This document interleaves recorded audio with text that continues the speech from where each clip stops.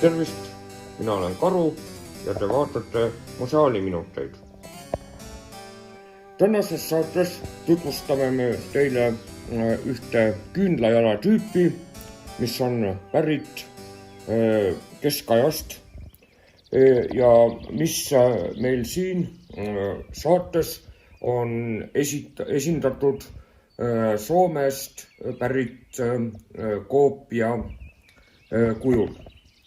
Tegemist on siis sellise põletatud savist ehk terrakotast valmistatud küünlajalaga, mis on oma olemuse, millist kasutati ka Tallinnas keskajal ja mis oma olemuselt on väga kaval.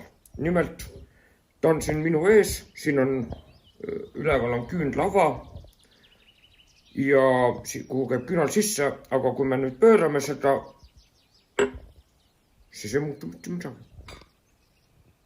Ikka võib siia küünla sisse panna. Pöörame ta sedapidi. Ikka töötab. Sellised savist küünlajalgu, siis see on valmistatud Soomes Turus on see koopia valmistatud. Ja minu selja taga minu stuudiokujunduseks on samuti Soome küünlajalad kunstnik Timo Sarpaneva kujundatud Festival küünlajalad.